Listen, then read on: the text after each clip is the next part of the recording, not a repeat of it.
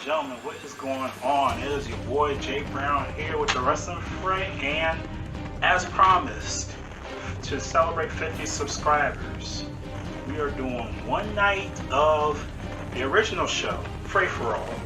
I can't tell you guys how excited I am for this, because those of y'all know in the past, I just quit FRAY4ALL because I wasn't getting as many viewers as I thought, and I kept getting a lot of copyright roadblocks, so I just said screw it. But this night it lives again. And for those of you that don't know what FRAY4ALL is, it's basically the Wednesday Night War, AEW versus NXT, going through the perspective of product, not ratings. The unfair thing about ratings is that you can only watch one show at a time, so people are already set their minds that they're going to watch this while missing out on the aspects of this. So even though we don't care about ratings, I'm fair. So without further ado, here is the ratings report.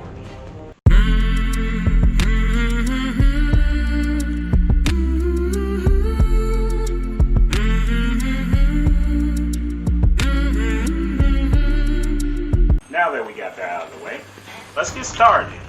And I'm a little rusty, so gotta have my trusty book with me.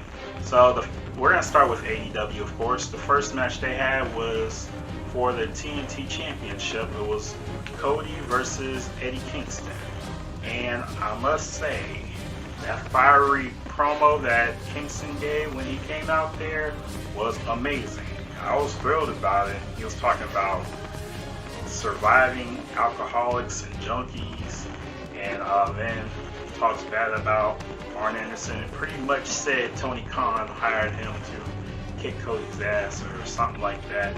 I liked it. And also in the middle or at the beginning of the match, it was made into a no DQ. And Kingston was whipping Cody with his own belt. Not like I've seen that before. I will 5 more of these shots to take. So, and it was a very physical matchup, and of course thumbtacks was involved. I always love that hardcore stuff. Ultimately, Cody won, and he won it with a figure 4. Now they say shades of the American Dream, Dusty Rhodes. Were you talking about the figure 4? I don't know, but he did win with the figure 4, and this is my first time telling y'all this. I hope they update that TNT title. Anyhow, Cody was the winner of that match. After that, we had a Jon Moxley interview where he pretty much talks about how he almost put Cage out anyway. Next match was MJF versus Griff Garrison. Now they were saying he was a highly touted rookie, and I find that just a tad hard to believe when his record said 0-3. Then again, Daniel Bryan went through the NXT process without winning the match, so I'll hush my mouth right there. So MJF started with his heelish promo or whatever, then Griff got under his skin saying that, didn't you lose a tag team match? And MJF spends the whole match pretty much beating him up, dragging him, all that stuff. So MJF made him say on the mic that he was defeated. Once he said that, he hits MJF and nearly wins with a roll-up. But then MJF turns around and hits him with the Heat Seeker and wins. So, your winner, MJF, and this highly touted rookie, Griff Garrison, 0-4 now. So, of course, we have to look at something involving Britt Baker, because she has to stay relevant during her injury. So, Shivani is interviewing, or trying to interview Rebel. You know what? They butchered the lady's name so much, I don't even remember the name. And when did Tony Schiavone get an earring? Anyway, so when he was about to interview her, here comes Britt Baker, interrupt him as she usually does. And she continues with this whole conspiracy theory mess. But you know what though? As annoying as she can be with this thing, I like it. You have to respect the fact that she's staying relevant somehow, even during injury. So, kudos to her for that. I'll give her props for that. Then there comes a promo with Taz and Cage where it was eventually interrupted by Darby Allin. And when he comes out, Ricky Starks jumps him. Then Ricky Starks and Cage start beating up on Darby Allin. Then Mox comes for the save. And that's pretty much how that is. Then they're also announcing a women's tag tournament World Cup or something like that. That's going to be very interesting. Then they have an interview with the Inner Circle, Jericho in particular. One thing I'll never understand, why is Jericho still wearing that dirty jacket? Oh, that's nasty. So, the Young Bucks and Butcher and the Blade were supposed to have a Falls Count Anywhere match, but instead of starting it in the ring, the Young Bucks go back to the kitchen where these guys were, and they start fighting there. I mean, and this was actually very entertaining. I was a little bit worried because I saw some knives on the ground. I was like, man, y'all need to do anything dangerous around here. And then one thing I never saw in wrestling where they slap each other in the face with raw meat. And then as they were fighting through the arena, they had a little bar set up. And here's JR saying, I see a bar there. I'm surprised I don't see Hangman Adam Page there.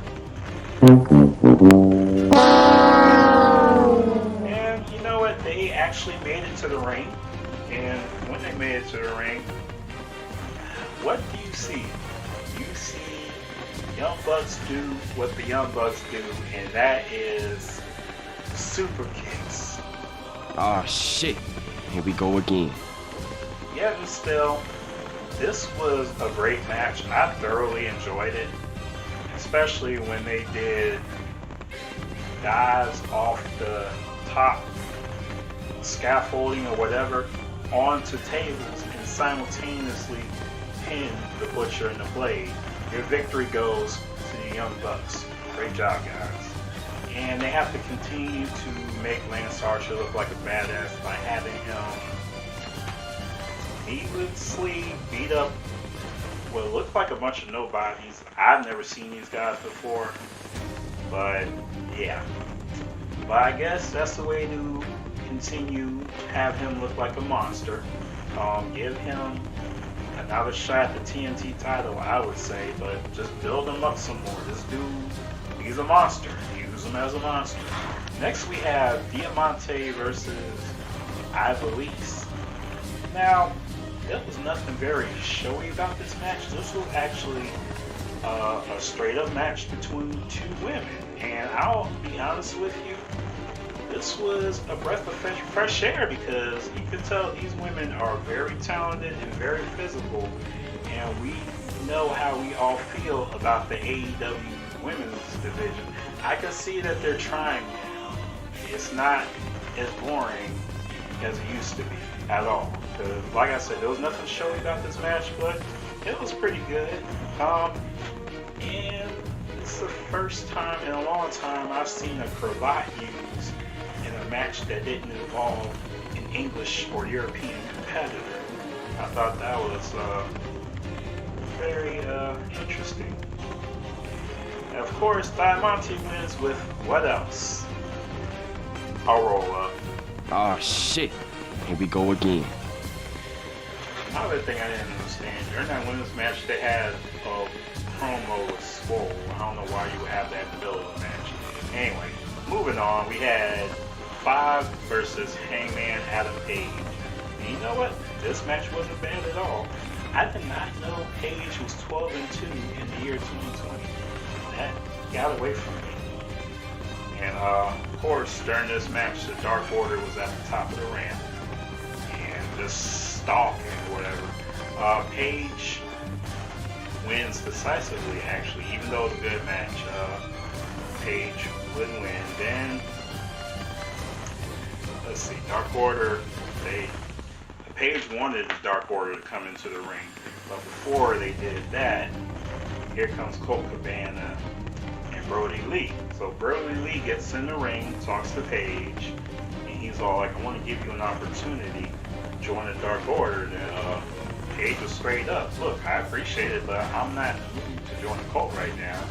So Brody Lee leaves with Colt Cabana saying, you just made the biggest mistake of your life.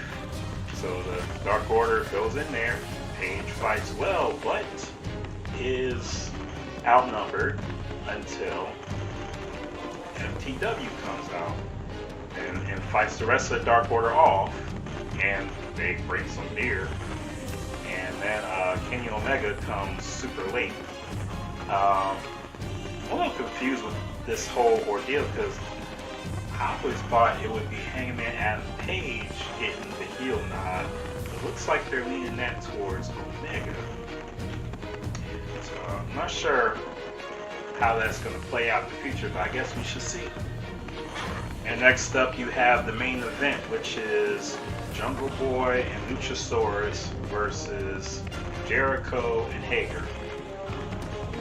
Now within this match, Marco Stunt did get a little bit involved. That almost tipped the scales for Jurassic Express. And Jericho, this is very interesting. So Jericho got his bat. Aubrey Edwards takes it away. Jericho snatches it back, and she pushes him and yells at him. Honestly, Jericho, just because Aubrey's a woman don't mean she ain't smack the crap out of him. I'm just saying. And Sir Pentago from AEW Dark interferes, and then Jericho ultimately gets the win. And so everyone's all like, oh, is he the newest member? But he takes off his mask, and who is it? None other than your boy, Sammy. Sammy Guevara is back. Now, as annoying I think Sammy's antics are, I am happy to see him back on TV. And yes, I agree he needed to be off for a little bit. He shouldn't have did what he did or said what he said, but it feels so great to have him back on TV. If Sammy Guevara was actually on TV this whole time, we probably wouldn't have had that On Blast episode that Jimmy did that everybody on Reddit was calling me a chump about. But Sammy was there, he probably would have been the one doing it. So Sammy, welcome back. And that's your AEW rundown, excuse me. So they were still beating up on Jurassic Express. Then Orange Cassidy came out and then they ran.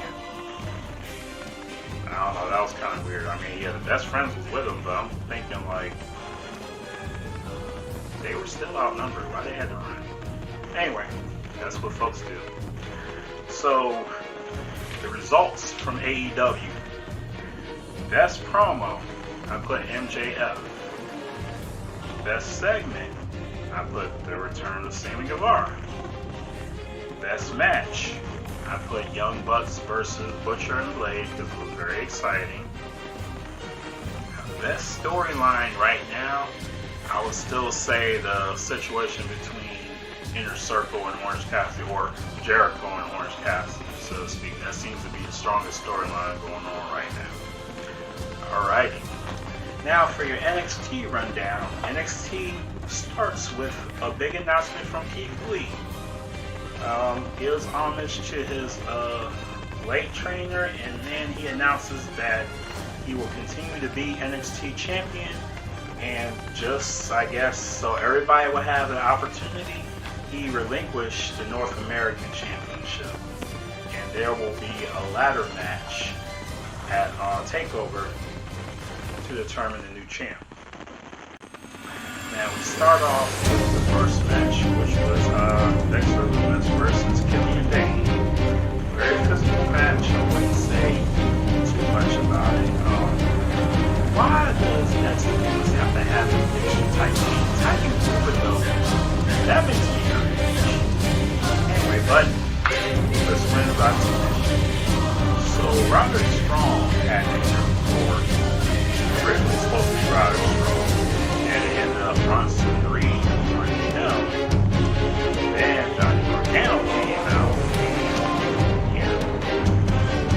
basic confrontation with all this. Next we had Zango versus Everrise. And with Everrise Zango came out dressed as Mounties. And saw something very interesting. I think Zango did like a hip-toss Russian leg sweep combo. And it was really nice. And of course, Tyler Breeze for Zango in this match. Next we have Aaliyah versus Shotzi Blackheart. It was a nice back and forth match. And now Shotzi, before she finished the match off with her, she gets Robert off the apron. So when this match is Shotzi Blackheart, and she takes the tank and rolls it over Robert Smith. Again, right after she does that, out of nowhere, Mercedes Martinez beats her up and walks off.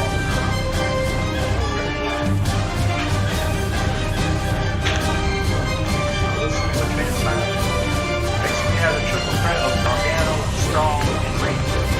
Now, Bronson Reed, he looked very dominant at a lot of points in this match. And then, it was very entertaining because you had Gargano and Strong bickering over CF's turn, all that stuff. And very competitive match, I must say. All three of these men did a great job. And Bronson Reed wins with a splash on Roderick Strong. So he's going to be a part of the ladder match at TakeOver. And honestly, I would have to say this match was so awesome. Even if Bronson Reed lost, he had a very impressive showing. Next match you had was Thatcher versus New York. And this was a very physical match, but it was maybe a solid tight match. Like I said, nothing flashy, just pro going at it. And nothing showy. In fact, Thatcher won when both had him in a hole. And he just grabbed his tights and kind of what? Oh shit. Here we go again. So right after this, they tried to hit Robert Stone, but out of nowhere. Big match and stuff. I don't want to take care of and stuff. Lost the yards. So as intimidating as that is, it would appear that Mercedes Martinez is now the newest member of the Robert Stone ring.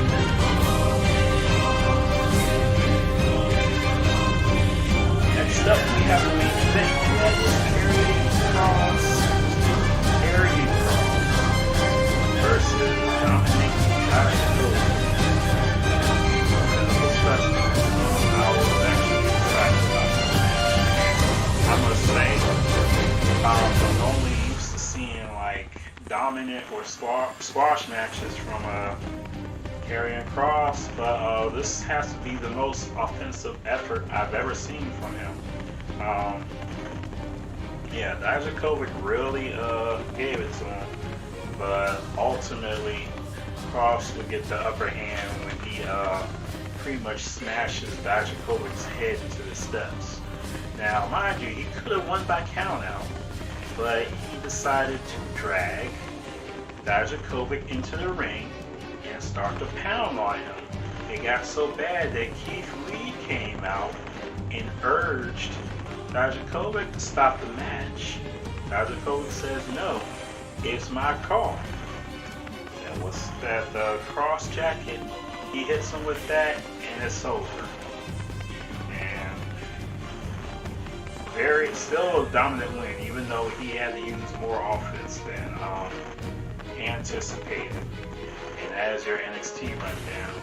The NXT results: for best promo, I put Keith Lee. Best segment, I put the Triple Threat interview. best match, even though it was kind of hard to choose because pretty good matches. I chose a triple threat match between Bronson Reed, Johnny Gargano, and Roderick Strong. Best storyline, I have Keith Lee and Karrion Kross, with Dakota's sprinkled in or whatever.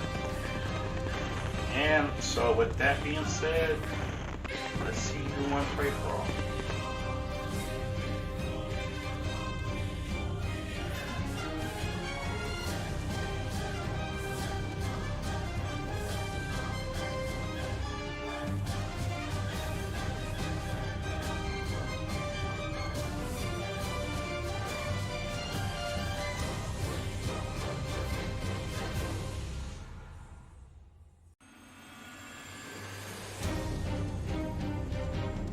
So congratulations AEW, you edged it out, because as far as best booking, it could have went either way, but I had to give that one to AEW because their booking was just a tiny bit better. Now, before any of you out there want to call me an AEW mark, I'll have you know NXT has won more Free-for-alls than AEW, so don't start with me. Anyway, it's good to be back in the seat. Even if it's just for one night, if this is something you like, just let me know in the comments. Any comments, Facebook, Reddit, Twitter, YouTube, anything. Don't forget to click like or subscribe. I don't know if I'll be doing this every week because this was just a special thank you for you guys. And don't forget to check out all the other segments. Hopefully I can get another Belting It Out in, Fray 5, Jimmy with his stuff. Anyway, thank you guys.